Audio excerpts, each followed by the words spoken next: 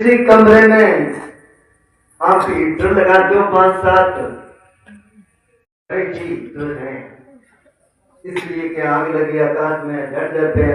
संत ना होते जगत में तो जल मरता संसार। आग लगी उस वृक्ष के पेड़ के आग लग गए, पक्षी बैठे ऊपर, उसको बुलाना पड़ेगा, चाल से उसको बुलाना पड़ेगा। बात से तो सारे उसको याद करते हैं, जुबान से नहीं आत्मा से पुकारे।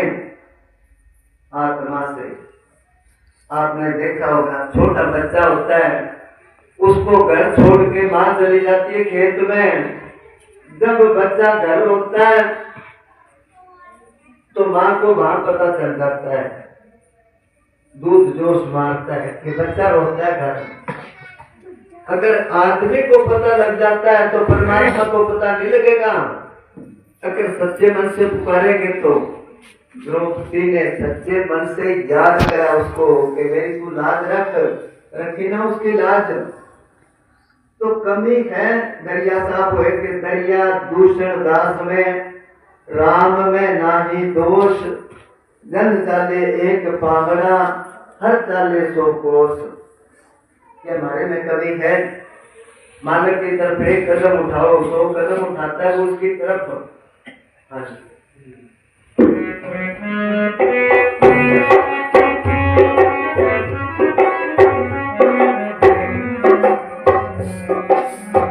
लख 84 के बंधन में बांधा जीव हमारा।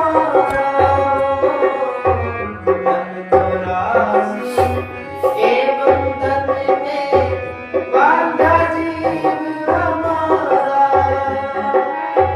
कर्म धर्म सब कर कर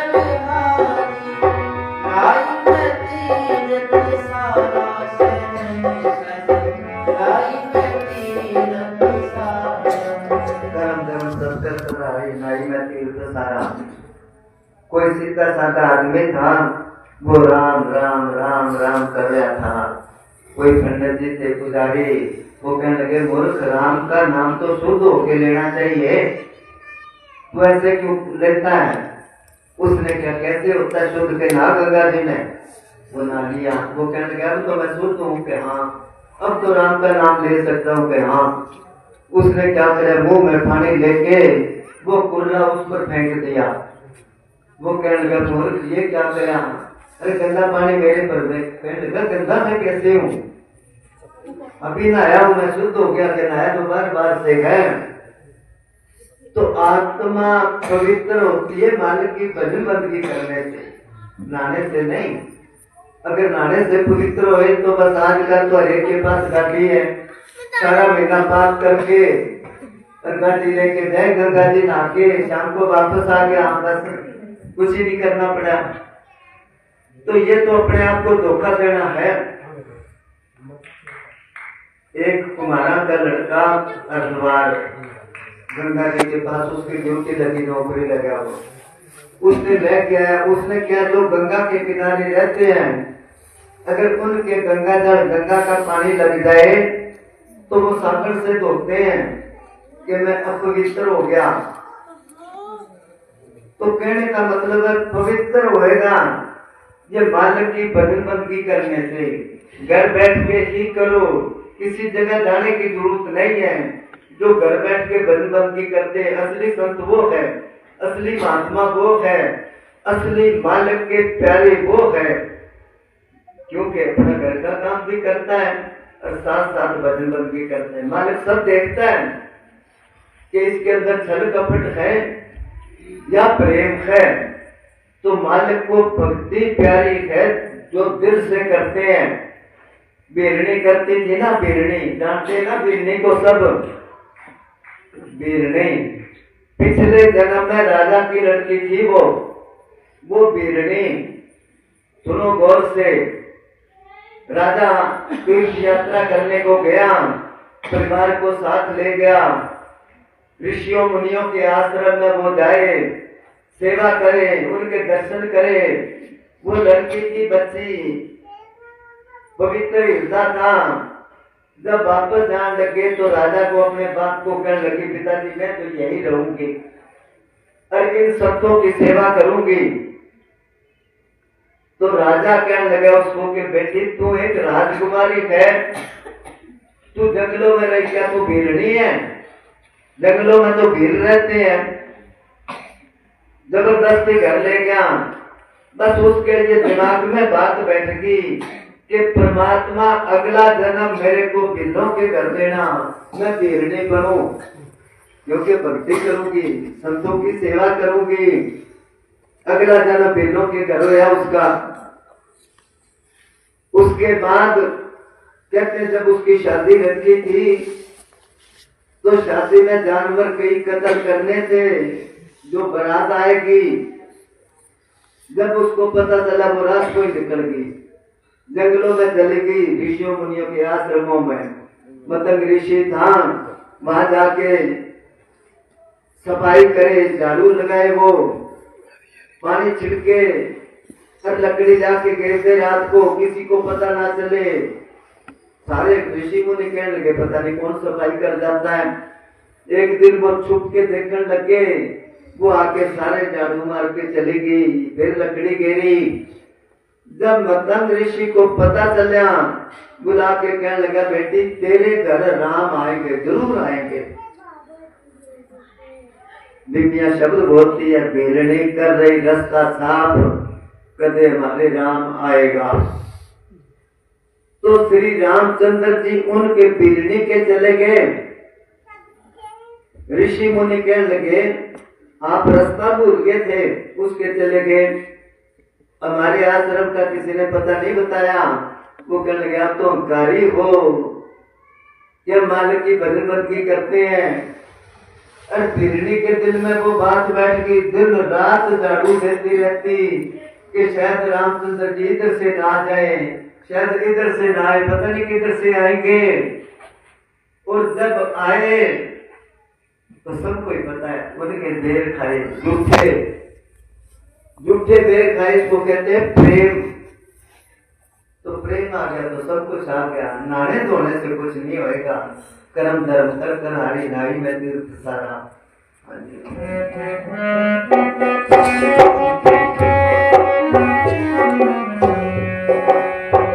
ठाकुर मंदिर पूजित पूजत जुगे, बीते कई हजारा हो। ठाकुर मंदिर पूजित पूजत जुगे, बीते कई हजारा। खोजी होने तो जिंदा राम से मिला है बेटा, घट में राम हमारा से घट में राम हमारा। आकर मंदिर भोजपुर बार मुखी दुनिया पूछती है, नाक रगड़ती है, मालिक बैठा है अंदर, बाहर परमात्मा नहीं है। अगर कहते बाहर है फिर तो सब जगह पर है, जब सब जगह पर है तो अपने अंदर ही है, फिर बाहर क्यों जाए? मीराबाई ने लिखा है, भोली भोली दुनिया द्वारका न जाती, तीर्थ कर कर आती, गंगा जमुना हमारे घट में विराजे। मैं नावन करूं दिन राती, और का पिया परदेश बस्त है, लिख लिख भेजे पाती। पाती क्या चिट्ठी लिख के भेजते हैं, मेरो सावरियों मेरे घट में विराजे, मैं दर्शन करूं दिन राती। तो कहते मालिक जब मिलेगा अंदर से मिलेगा, आज तक ना किसी को बाहर से मिले ना ही मिलेगा।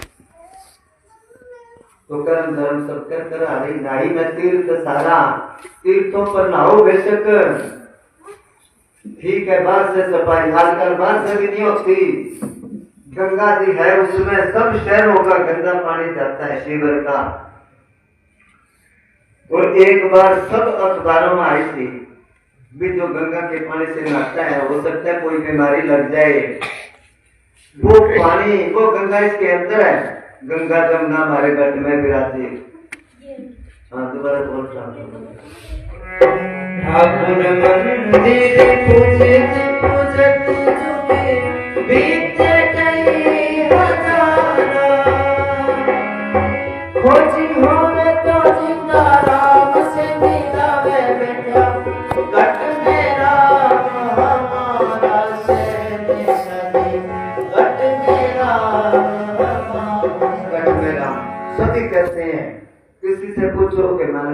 बैठा है, मगर बैठा किस जगह पर है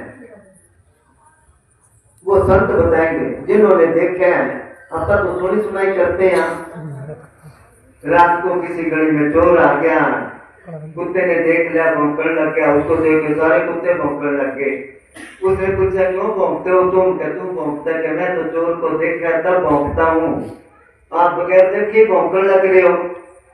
दादू साहब ने कहा दादू देखे जीता सब कोई कह सुनेता। दादू साहब मुसलमान हुए हैं, पहुंचे हुए संत थे।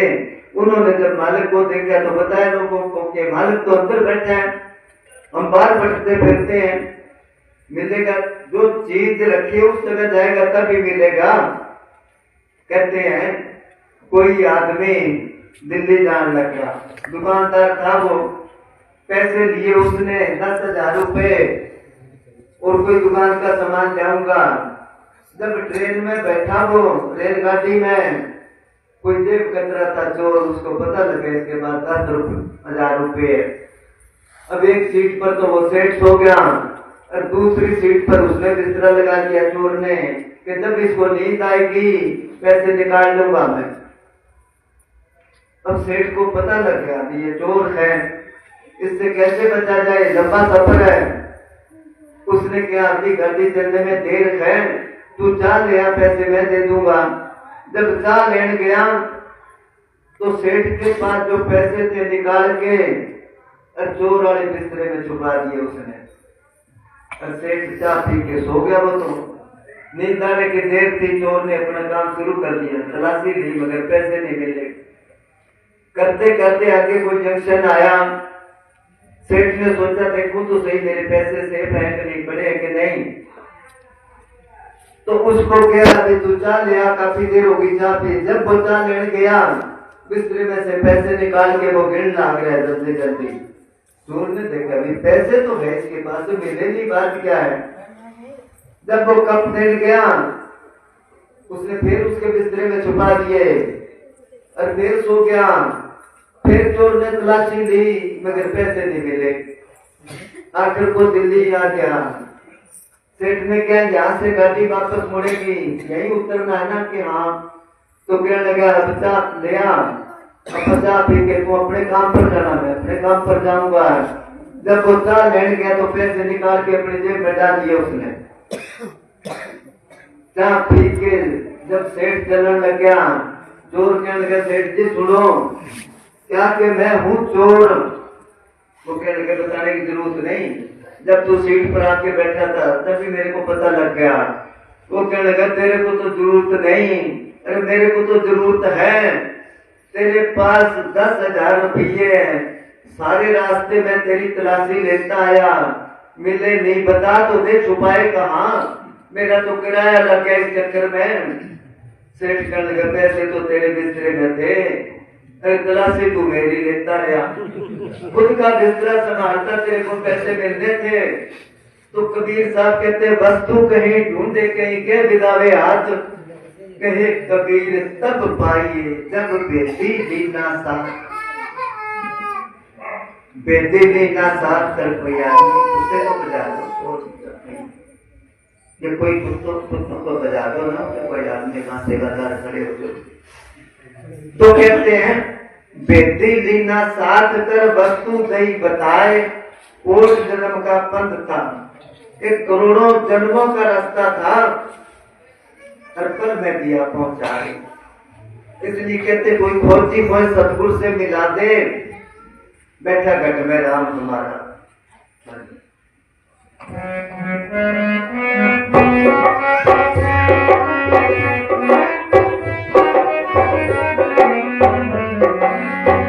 सतलोक उपदेश कनक आगे अनामियक तपारा हो।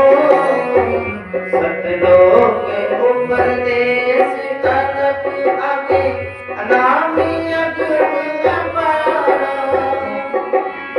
कहे कविराज अब ले लो दवाई आज्ञा, वक्त का वैद हमारा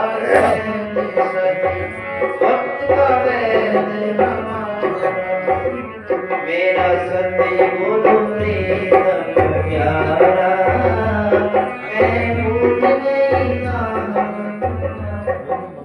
लोक ऊपर देश अलग है, वो आत्मा का देश है। वहां से आत्मा ये परमात्मा से बिछड़ के, पूज्य नेत्र साहब जी एक मिसाल दिया करते बाबा जी कि कोई छोटा बच्चा था, अपने बाप के साथ मेले में चला गया। मेले लगते हैं ना, हानि लगते मेले, सब चीजें होती है वहाँ, मिठाई होती है, गुब्बारे बेचते हैं, झूला होता है, अच्छे अच्छे कपड़े, तमाशे होते हैं। तो बाप की आंगली पकड़ रखी है और मेले में फिरता, वो मेला देखता। अब घूमते घूमते बाप की आंगली छूट गई, बाप से बिछड़ गया वो। मेला तो उसी तरह है, मगर बच्चा रोता है क्योंकि बाप से बिछड़ गया। कुछ उसको उठा लेते, पता नहीं किसका बच्चा है, उसको कहते मिठाई लेनी है कि ना, झूला झूलने के ना, खिलौने लेने के ना, तो तू रो ना, बोल तेरे को क्या चाहिए। वो कहता मेरे को कुछ ही नहीं चाहिए, मेरे बाप से मिला दो बस। जब तक बाप मिलता नहीं तब तक बेटा चुप नहीं करता, रोना बंद नहीं करता। इसी तरह आत्मा परमात्मा से बिछड़ी है, इसको कोई चीज दे दो, चाहे सारी दुनिया का राज दे दो, थोड़ी देर के लिए ठीक है, फिर उसको बेचैनी अंदर, क्योंकि परमात्मा जब, तो आत्मा सत्य लोक ऊपर सत्य, वो कभी खत्म नहीं होता, असत्य नहीं सत्य। सत्य लोक ऊपर देश अलग, अलग क्या लखने में नहीं आता, वो देश अलग है। आगे इनामी जिसका कोई नाम नहीं है, अगम मन बुद्धि की गमता से परे, आगे इनामी अगम अपारा, जिसका कोई पार नहीं पा सकता, वो देश आत्मा का है। उस जगह आत्मा जब तक जाती नहीं, जैसे बाप से बेटा मिलता नहीं, तब तक रोना बंद नहीं करता। तो संत फकीर कहते हैं अगर तू वहां जाना है तो मालिक के आगे प्रार्थना कर, वो सुन लेगा। अंदर ही बैठा है, हम बैठे हैं, हमारे को देख रहा है वो, मगर अपन नहीं देख सकते, क्योंकि मालिक को देखने के लिए आंख और है। अगर इन आंखों से मालिक के दर्शन हुए तो सूरदास था, सूरदास, उसको कैसे दर्शन हो गए, अंधा था वो तो। हाँ जी,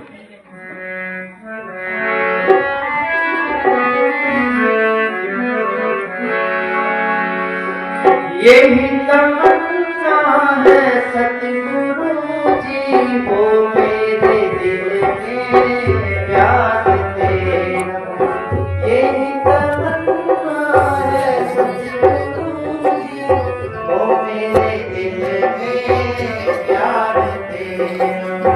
करूँ हमेशा मन के मंदिर में प्यारा प्यारा दीदार तेरा।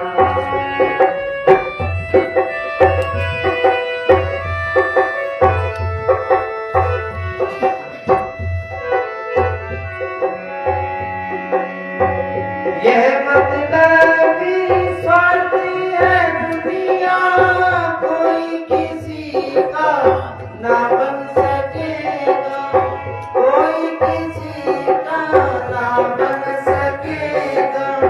ना चाहूं मैं आसरा किसी का, है चरणों का आधार तेरा। यही तमन्ना है सतगुरु जी, वो मेरे दिल में प्यार तेरा। प्रार्थना का शब्द है। हम प्रार्थना करते क्या मांगते हैं मालिक से, मालिक बेटा दे दे, पोता दे दे, नौकरी दे दे, बीमारी ठीक कर दे, कोठी दे दे, ये चीजें मांगते हैं। वो कहता है मालिक मेरे को कुछ नहीं चाहिए, बस तेरा प्रेम होना चाहिए। प्रेम क्यों मांगे, प्रेम में सब कुछ आ जाता है। सतगुरु भी प्रेम हरि को रूप है, तो हर प्रेम स्वरूप एक होए। ख्याल देना आवाज। प्रेम हरि को रूप है, तो हर प्रेम स्वरूप एक होए तो यूं बसे, जो सूरज और धूप। अगर धूप में खड़े हो तो सूरज नजर आएगा, अगर सूरज दिखाई देता तो वहां धूप होगी। जहाँ प्रेम है वहां सतगुरु है, जहाँ सतगुरु है वहां प्रेम है। इसलिए यही तमन्ना है सतगुरु जी को, मेरे दिल में प्यार तेरा। जब इतना प्रेम आ गया तो करूं हमेशा मन के मंदिर में प्यारा प्यारा दीदार तेरा। मालिक इस मन मंदिर में बैठा है, तेरे पूजन को भगवान बना मन मंदिर आलीशान। वो मंदिर अंदर मंदिर है, अपने जैसा रूप बना के अंदर आप समाया। बाहर बना के बैठ के वो मंदिर भी चलो कोई बात नहीं, वहां पर कोई कमाई वाला बैठा है। मंदिर मस्जिद डेरे गुरुद्वारे जितने भी धर्म स्थान है, ये सकूल है सकूल। जैसे बाहर सकूल होते हैं, बच्चा का रखे करता है। चलो जैसे बाहर स्कूल है, उस जगह बच्चों को तालीम मिलती है और इन स्कूलों में रूहानी तालीम मिलती है। अब स्कूल तो बहुत बड़ा हो और उसमें अनपढ़ मास्टर हो तो बच्चे को क्या पढ़ाएगा? वो नहीं पढ़ा सकते। कहते कोई मंत्री बन गया, उसने सोचा अब मेरा मौका है, सबको रिश्तेदारों को परिवार वालों को नौकरी लगा दूं। जगह जगह गांव में स्कूल खोल दिए और जितने रिश्तेदार थे सबको मास्टर लगा दिया, किसी को प्रिंसिपल बना दिया। फिर वो सारे अनपढ़ सुबह जाके कुर्सी पर बैठ गए। बच्चे आए स्कूल में, खेल खेल अपना चले जाए घर। मिलने वाले दिन उनको तनख्वाह मिल जाए। किसी ने शिकायत करी कि स्कूलों में पढ़ाई नहीं होती। एक निरीक्षक आया, टीम के साथ क्लास लगी थी, बच्चे खेल रहे थे, मास्टर अपना कुर्सी पर बैठा है। एक बच्चे को उठा के उसने सवाल पूछा कि बता शिव जी का धनुष किसने तोड़ा था? और मास्टर ने बताया हो फिर तो बता दे। बच्चा कहने लगा मेरे को मालूम नहीं, मैं नहीं तोड़ा। उसने कहा मेरे नाम ना लग जाए। वो मास्टर की तरफ देखा, क्या पढ़ाते हो इनको? मास्टर खड़ा होकर 2-3 घंटे मारते, किसी ने तोड़ा होगा इस रात की है ये। उसने क्या मास्टर भी मूर्ख है। प्रिंसिपल के कमरे में गया, जाके कहने लगा क्यों बच्चों का भविष्य खराब कर रहे हो? मैंने बच्चे से पूछा शिव जी का धनुष किसने तोड़ा? वो कहता मैं नहीं तोड़ा। मास्टर कहता इसने तोड़ा। ये पढ़ाई पढ़ाते हो? प्रिंसिपल कहने लगा जी टूटने वाला टूट गया, कोई बात नहीं, धंधा इकट्ठा करके और बना देंगे, छोड़ो बात को, दफा दफा करो। तो ऐसे ही आजकल इन धर्म स्थानों में धर्म गुरु बैठे हैं। पहले धर्म स्थान थे, उनमें आचार्य रहता था। आचार्य किसको कहते हैं? जिसका आचरण शुद्ध हो, जिसका कैरेक्टर ठीक हो, जो खुद भजन बंदगी करता हो। उनके पास जो जाते थे उनको तालीम देते थे, रूहानी तालीम कि दिन में अपना काम करो, सुबह शाम बैठ जाओ पलाथी मार के।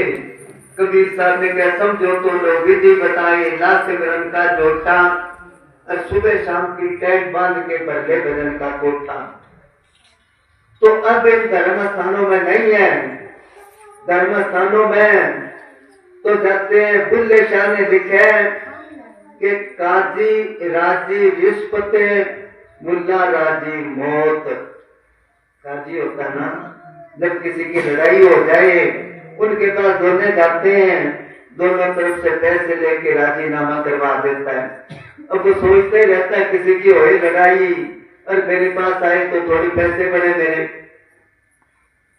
तो इसलिए कहते हैं वो धर्म स्थानों में रहते हैं, वो धर्म की तालीम नहीं दे सकते। ये तो संत आते हैं, उनके बाल बच्चे होते हैं, उनके घर होता है, वो काम करते हैं। संतों की जीवनी पढ़ के देखो, कबीर साहब कपड़ा बुनते थे, सबको पता है ना, कपड़ा बुनते थे, वो भजन बंदगी करते थे, करवाते थे। संत रविदास जो है वो जुत्ती बनाते थे, बदन बंदगी करते थे, औरों से करवाते थे। नामदेव जो है वो कपड़े सिलाई करते, कपड़े रंगते थे।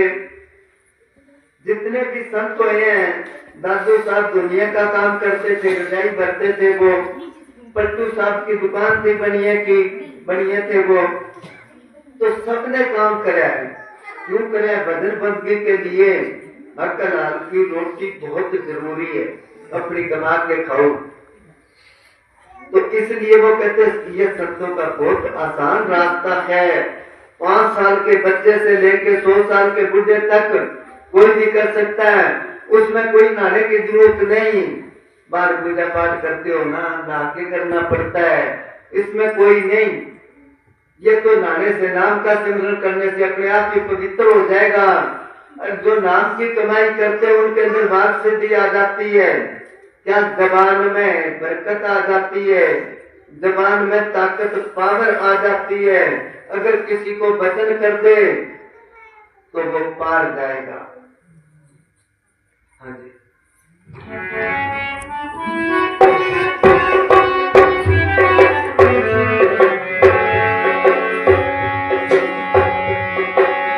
मेरा ये तन मन भी है तेरा, तेरी हवाएं है जिंदगी भी, तेरे हवाले है जिंदगी भी।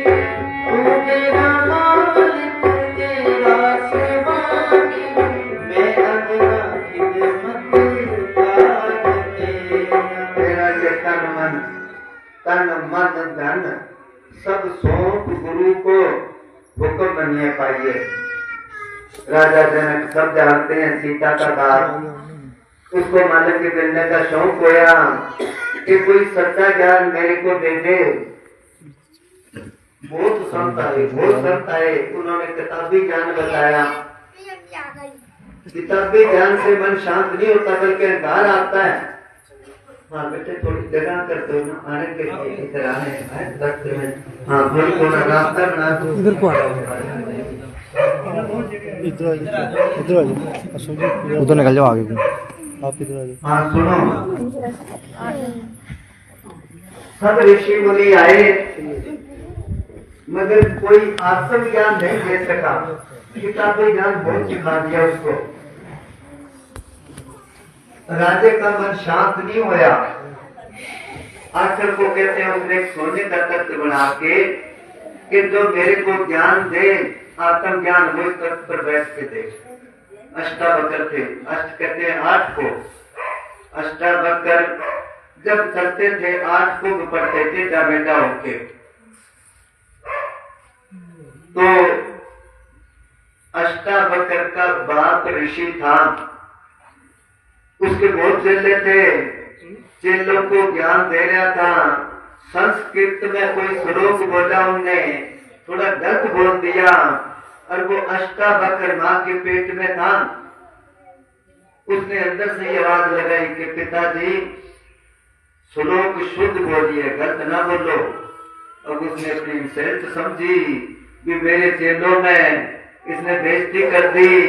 अपने घरवाली को कहने लगा, कैसा तेरा बच्चा है, असभ्य है, ये पेट में खैर मेरी बेइज्जती करता है, बाहर आके पता नहीं क्या करेगा। तो उसने 8 मुक्के मारे पेट में। उसको क्या, तू ऐसा क्यों बोला मेरे पति को? तो 8 कुब पड़ गए उसके, टेढ़ा मेढ़ा चलता था उसके। तब उसको अष्टावक्र कहते थे। वो सोने के तख्त पर जाके बैठ गया। सब ऋषि मुनि हंस पड़े कि कोई पागल आके बैठ गया। वो कहने लगा, मैं समझा था ऋषि मुनि बैठे हैं, ये सारे कर्मकार बैठे हैं जो चमड़े का काम करते हैं, जुत्ती बनाते हैं। ऋषि मुनियों को फील होया। वो कहने लगे, आपने मेरा चमड़ा की देखा है, अंदर आत्मा नहीं देखी। राजे को कहा कि तेरे को ज्ञान चाहिए क्या? हाँ। उसने क्या, ज्ञान की कीमत है तन मन और धन, वो दे मेरे को। अब राजा समझदार था, उसने क्या दे दिया। जैसे हम कहते हैं सब कुछ सतगुरु का है, कईयों को पूछते हैं ये घर तेरा है कि नहीं, ये सतगुरु का है। सतगुरु का तो है, ये कहो भी है सतगुरु का, मेरे को दी है ये चीज, तो उसने भी कह दिया, तन मन धन दिया। अब सत्संग चल रहा था, जब प्रसाद बांटा तो राजा प्रसाद लेके चल पड़ा घर को। ऋषि कहने लगा, राजा कहाँ जा रहा है? कि घर जा रहा हूं। कि घर तो तू मेरे को दे दिया, तेरा घर कैसे होया? तन तू मेरे को दिया था, मेरे बगैर पूछे खड़ा क्यों होया तू?